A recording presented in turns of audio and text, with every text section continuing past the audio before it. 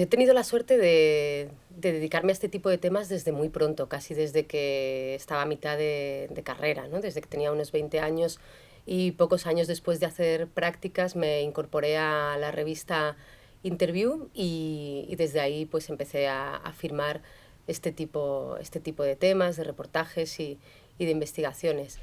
Y luego, ya te digo, la suerte de durante en estos últimos ya casi 13 14 años, 15 años, pues salvo algún paréntesis breve, he tenido, ya te digo, la suerte de dedicarme a hacer este tipo de temas con tiempo, con recursos, con buenos equipos y sobre todo en un gran medio como la cadena SER. El periodista de investigación tiene que tener mucha paciencia con los temas, tiene que ser minucioso, tiene que controlar y dominar cada vez más herramientas que tienen que ver con lo digital, que,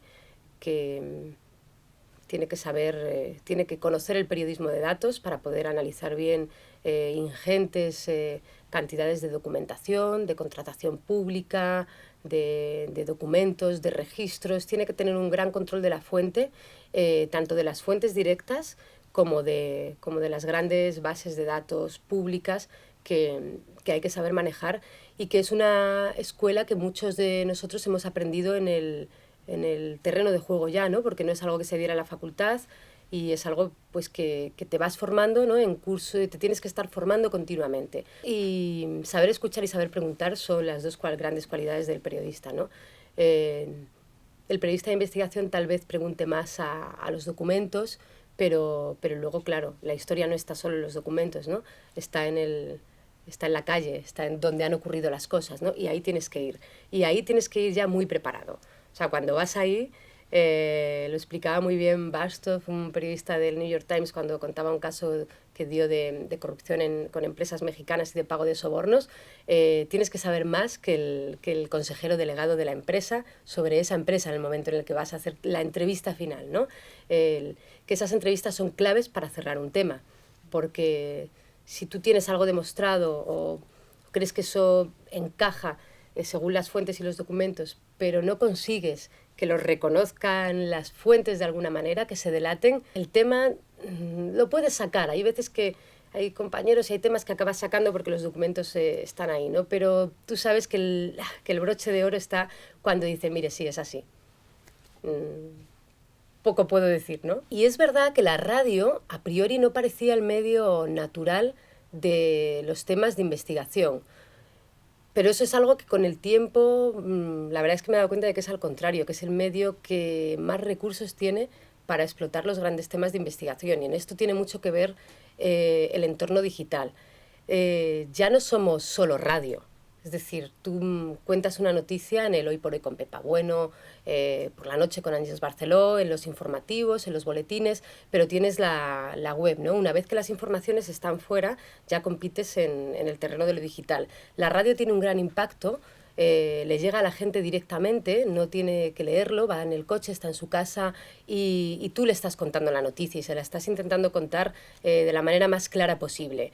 Esa parte farragosa que tienen las investigaciones económicas o empresariales vinculadas a casos de corrupción, que es verdad que en la antena son más difíciles de explicar, para eso tienes el apoyo de lo digital pues eso, tienes el apoyo de la web que te permite hacer grandes coberturas digitales, te permite hacer gráficos interactivos, mapas, texto, vídeo. Los periodistas somos obsesivos por naturaleza, con lo cual y la ética es la columna vertebral de nuestro trabajo, por lo menos el de algunos, con lo cual los debates éticos te acompañan todos los días o en todos los temas.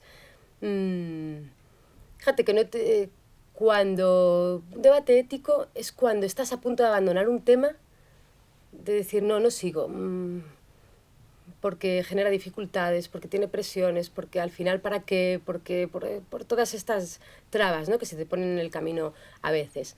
Y dices, no, venga, un esfuerzo más, esto merece la pena, ¿no? Ese momento en el que decides seguir o no con un tema también es un conflicto ético para mí. El abuso de poder cuesta poco denunciarlo. Y además siempre, la mayoría de los temas de este tipo tiene perjudicados. Porque cuando, pues si lo hemos visto en la corrupción, ¿no? O sea, ¿qué ha pasado con la gran explosión de la burbuja inmobiliaria vinculada a tantísimos casos de corrupción? Que cuando la pinchas deja pues a una parte de la sociedad que había abandonado sus estudios, a una parte de la sociedad que está en el paro, etcétera, ¿no? Es decir, que cuando denuncias algo tiene perjudicados, y los perjudicados suelen ser mayores que el que se ha beneficiado. Voy a elegir a los dos grandes. Si tuviera que elegir sería mitad Alan Rushriger, el ex editor jefe del Guardian, y mitad Jill Abramson, ¿no? Me encanta la pasta de la que está hecha Jill Abramson. Para mí lo importante de ProPublica es que han sido capaces de generar un modelo de periodismo de grandes temas, de investigación y de denuncia, los grandes temas de las cabeceras norteamericanas, y con un modelo financiero que les permite una práctica absoluta independencia a la hora de publicar. Es uno de los grandes. Conoce el periodismo, el nuevo periodismo, porque para mucha gente ProPublica es ese nuevo modelo de periodismo, con nuevo modelo de financiación, y es un clásico. Conoce las redacciones convencionales y de hecho ha fichado a grandes periodistas tanto del Washington Post como del New York Times, etcétera, etcétera.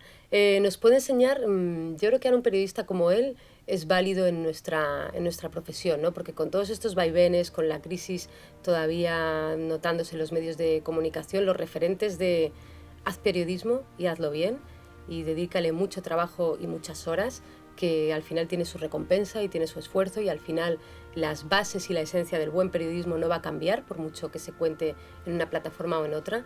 Creo que es un mensaje que vamos a poder ver en él cuando venga a España, ¿no?